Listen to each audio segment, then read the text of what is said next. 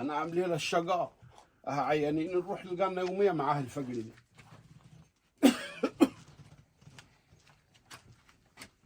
يا واد يا ضوي، يا عم عبد الناصر، والله شفقت علي يا واد، طول عمرك انت شغال معاي، قلت اجيب لك ديك طالما عندك فقر في الدم. قلت لي ديك؟ مش خساره فيك.